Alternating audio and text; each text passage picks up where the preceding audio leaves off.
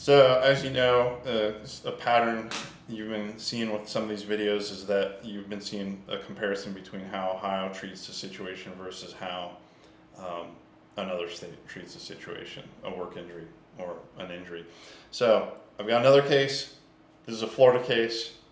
So again, I'm not a Florida workers' comp attorney, so if you have a Florida injury, you need to talk to a Florida workers' comp attorney.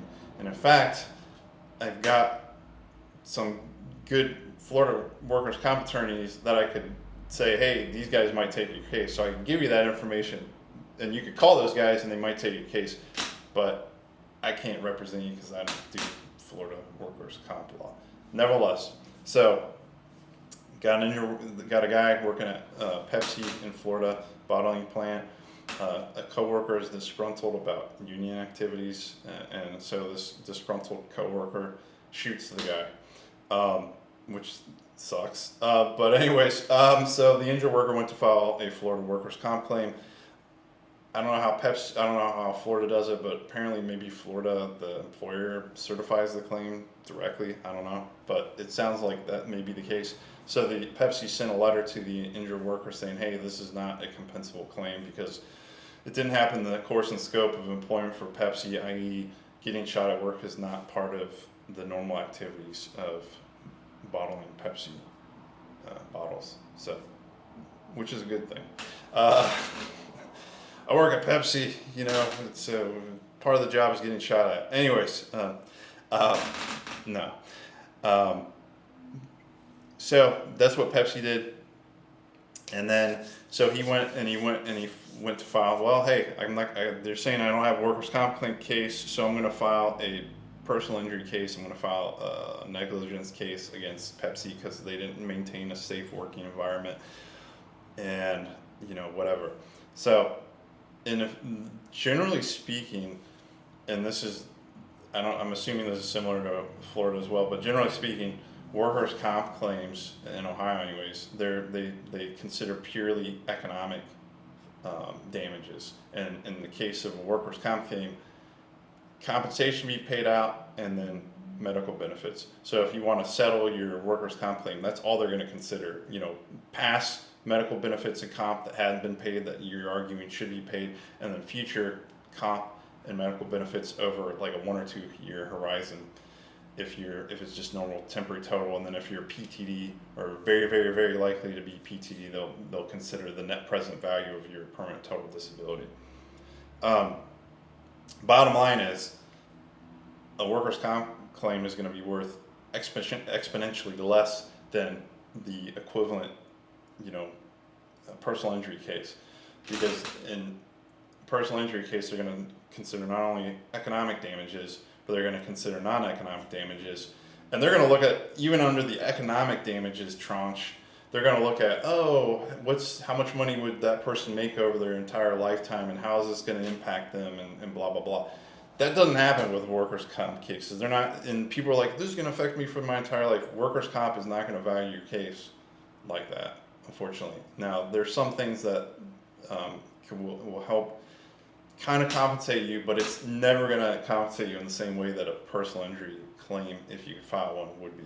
Now, you would say, well, that's not fair. And in some ways, that's true.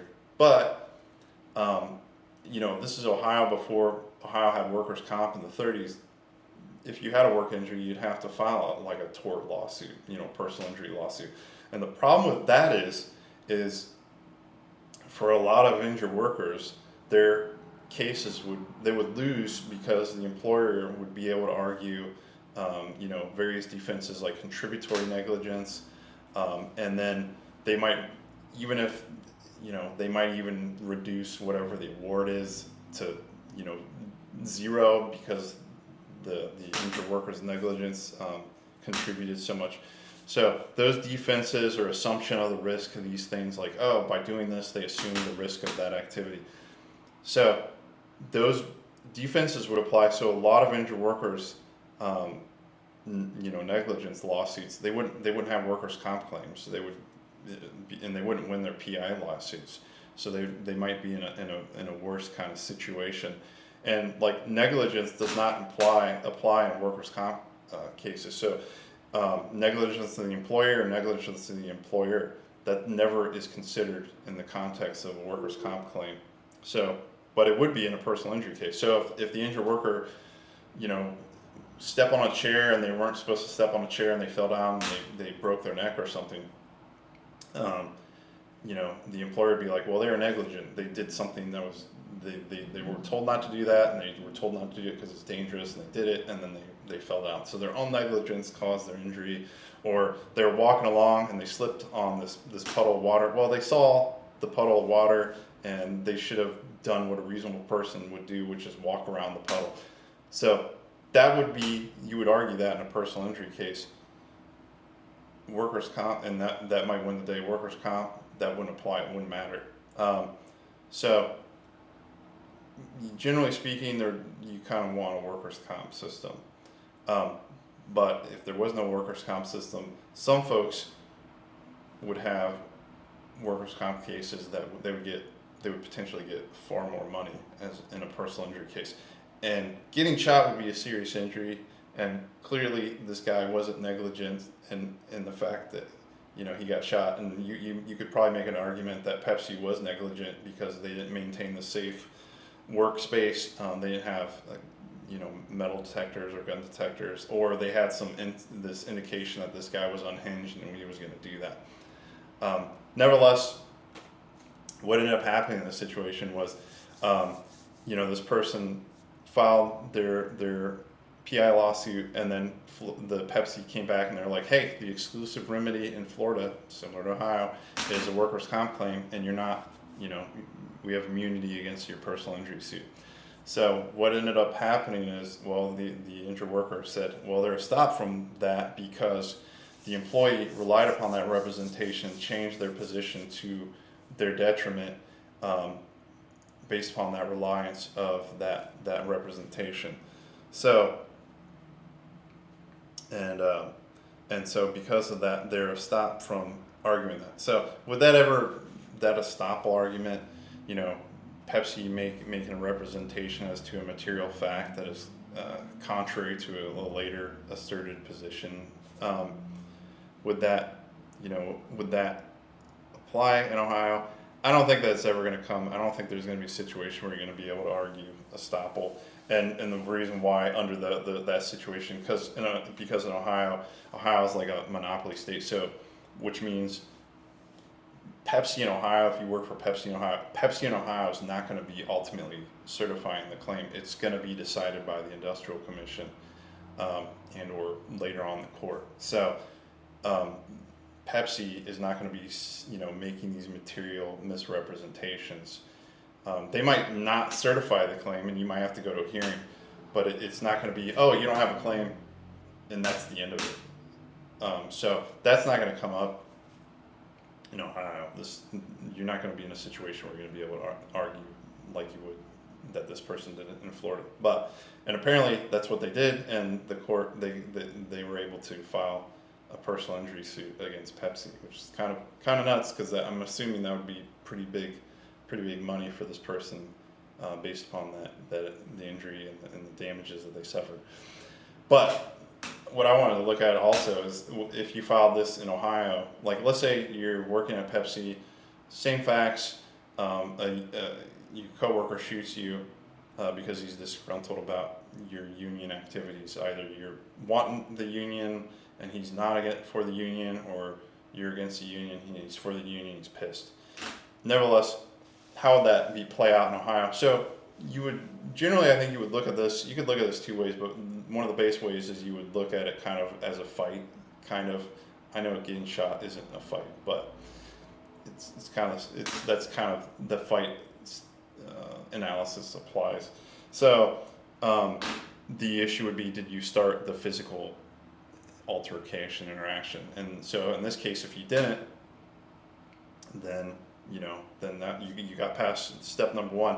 And then two is this fight, or in this case the gunshot, result of an argument related to work. So in this instance, it's related to union activities, which is related to work. Therefore, this would be, my argument would be that this should be a compensable claim, and I think it would be. I don't know if the coworker shot you because in self-defense, well, then the first thing wouldn't apply because you had started the fight. So now what would happen if instead of a coworker, like you're working at Pepsi and some random Joe Blow comes in off the street, and for whatever reason, I don't know why you'd want a shoot inside of Pepsi, but they hate Pepsi. They're like hardcore Coke, aficionados, and they're like, screw Pepsi, I'm gonna go and shoot up Pepsi today because I'm pissed. So they should go and they break into the Pepsi packaging plant or whatever, and then they shoot, and you just happen to be the recipient of the shot. You happen to get shot randomly, or they see you and they're like, I don't like you, Pepsi worker, and they shoot you specifically. The fight kind of analysis wouldn't apply, but you would kind of look at like did it happen in the course and scope of employment. I mean, you would look at what were you doing? Well, you were working at the Pepsi gig. You're doing your normal activities pursuant to your job.